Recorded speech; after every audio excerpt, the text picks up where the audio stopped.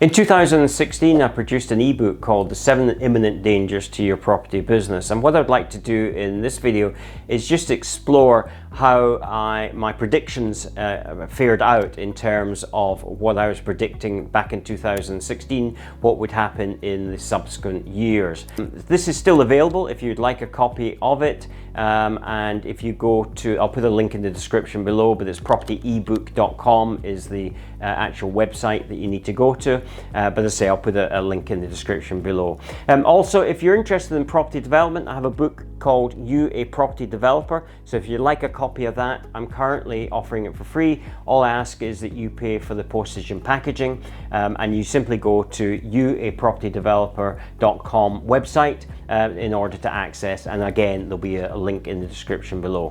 So the first one was interest rates. Now, of course, it will seem blindingly obvious today that interest rates could go up, but everybody was not talking about that. In fact, I was co-hosting a workshop, a property workshop in 2015, and a number of the delegates, we were talking about how interest rates had risen to 17 to 20% in the 1970s and 80s, and he said, well, you know, interest rates are never going to rise again. So there's a whole belief that interest rates would remain low, and that's definitely the case, that people thought that way. Otherwise, why were so many people shocked when interest rates started to go up more recently? And so interest rates were always going to go up, in my opinion. They were historically low, very low. The average over the last 200 or 300 years has somewhere been around the 5 or 6%. So currently, with interest rates as they are now, we're only at the normal average.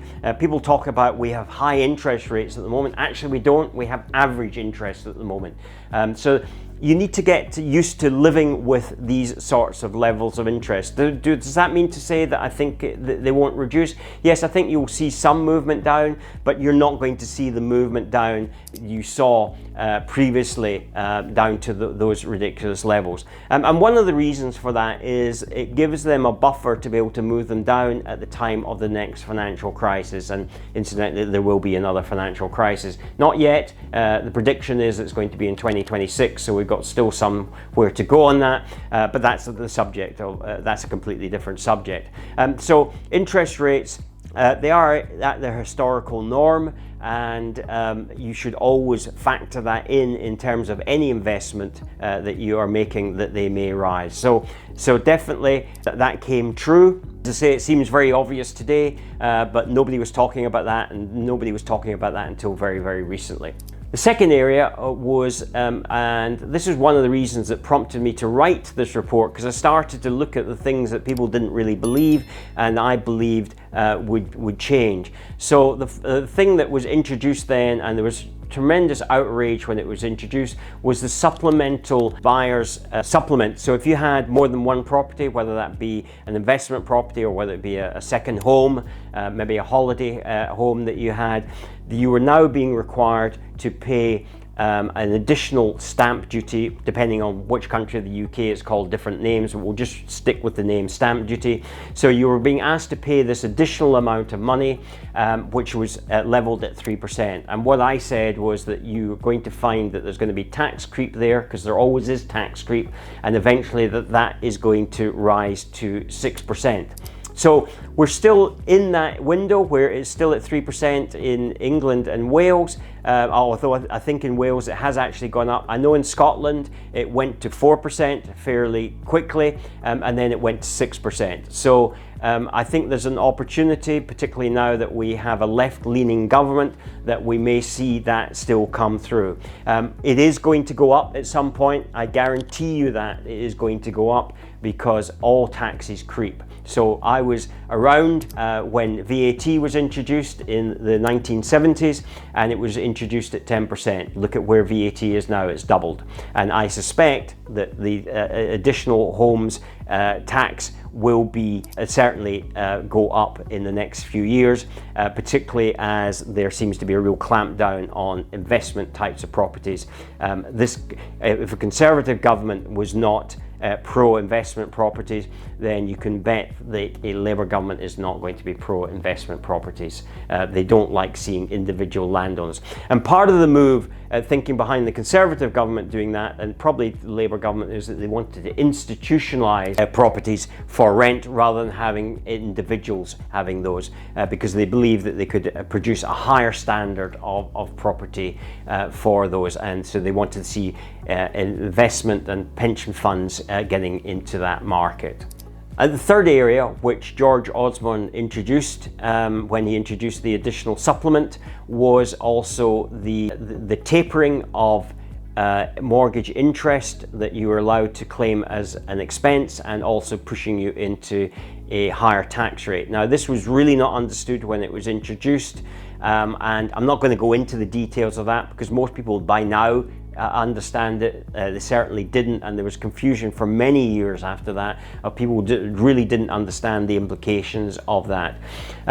But one of the things was that you could actually preserve that by putting your properties into a limited company. Of course, the vast majority of people at that time who had investment properties had them in their own name. They believed that that was the most tax efficient way to do it, and therefore, which I never believed was a very good thing anyway, because for me the fundamental thing of having a limited company is to limit your liability.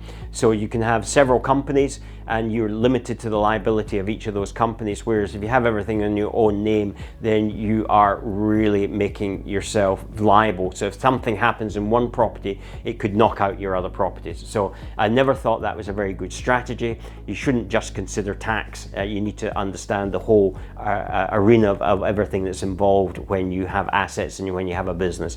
Anyway, going back to this interest, so if you held it within a limited company, then you were able to claim the interest. Now, my feeling was, and I got this completely wrong, it may be something that's still introduced, was that they would create a special category of company for property investors. I've seen this happen in other economies. That's kind of why I thought that they might introduce that, and clearly this was a loophole that they might want to close. It seems like they didn't close it, and maybe it wasn't a big enough problem.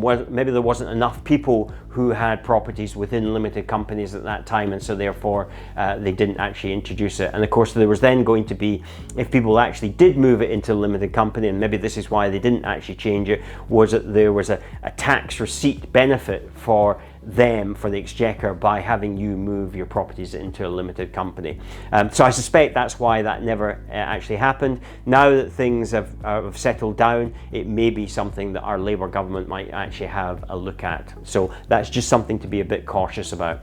The fourth thing I talked about was the erosion of yields, and that certainly has been the case. Part of that is because of the legislative changes that they made. So the fact that you are pushing up the cost of purchasing the properties in the first place with the supplemental duty, the fact that you're disallowing some or all of the mortgage relief that you can get, then that reduces your yield. So there's many factors there where it reduces your yield, and that certainly has been the case over the last what we're talking about now, 8 years, and so we've seen an erosion of yields. The fifth area and the sixth area kind of tie together. So the fifth area is market meltdown, and the sixth area is global financial crisis. So the market meltdown, the market is always going to be susceptible. What most people don't understand is that we live within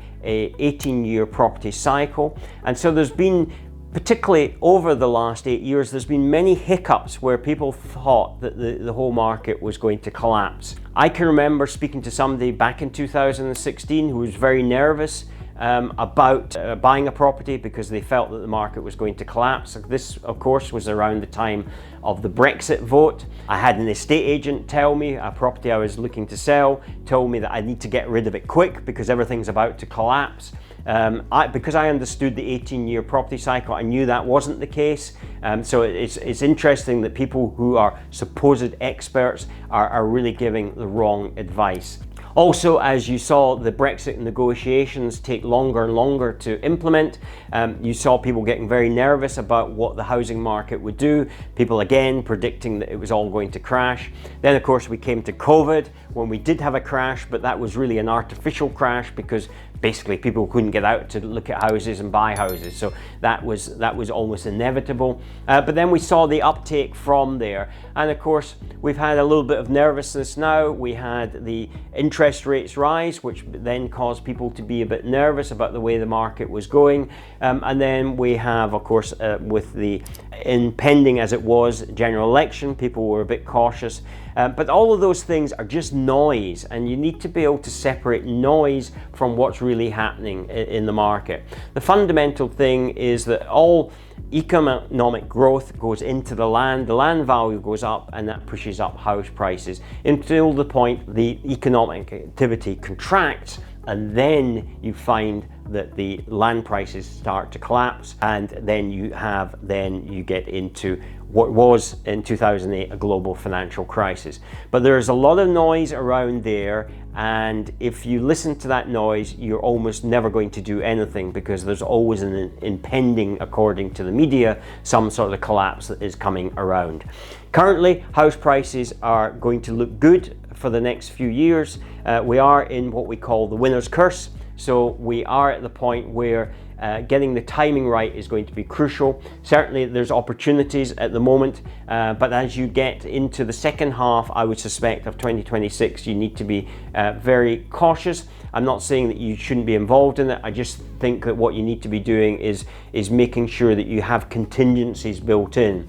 So not leveraging yourself too highly so as that you can, in other words, look at the worst case scenario and how that you can actually live beyond that. So I think in terms of market downturn, that I always knew still had time to play out, and so we're still I guess the judgment is still out on that, as with a global financial crisis. The seventh area that I talked about was HMO licensing. At the time, there was very few restrictions on HMOs, and I predicted that there would be the introduction of licensing into the HMO, making it much more stringent, requiring you to do more things. I think I probably thought it would actually go a bit further than it has. So again, I think this is something you need to be wary of in the current climate, and I think you're going to find that's going to become even more stringent now with a Labour government in place. But certainly we've seen the introduction of licensing. We've seen the introduction also, which as a side point, in terms of the restriction of holiday lets and Airbnb sort of activity. So that all comes under that sort of HMO licensing. In other words, allowing people to short stays. I think that's essentially what it is. HMOs tend to be short stays. People don't tend to stay there for years and years. It tends to be a transitional point where they're needing space. Perhaps they're working in the area, or perhaps they are trying to get into their own self-contained property, but it's too expensive in the particular area they are. So HMO licensing did happen. So many of those predictions that I made have come to fruition. And the reality is, what you need to be aware of is not paying too much attention to what's happening in the mainstream media, and paying attention to those people who are in the know and understand the market. So what I would say to you is that I've often been lambasted because of some of the videos that I've put up saying that housing pricing would rise. That's because I understand the 18-year property cycle. And I don't mean just at the surface level. I've done a lot of research into it. And one of the reasons it resonates with me is because it mirrors a lot of what I've experienced over the last over 50 years in property. So bear in mind that I purchased my first investment property back in 1973, and so we're now in the third cycle from there. We were in a crash in 1973, partly because it was blamed that it was the oil crisis with the OPEC countries restricting production. But the reality is, and this is again something to be aware of, there will always be a trigger event. but actually that's not what really causes these downturns. There is a trigger, the trigger event is blamed for it, but it's not always the case that that is actually what has caused it. So again, this is where the media really get it wrong.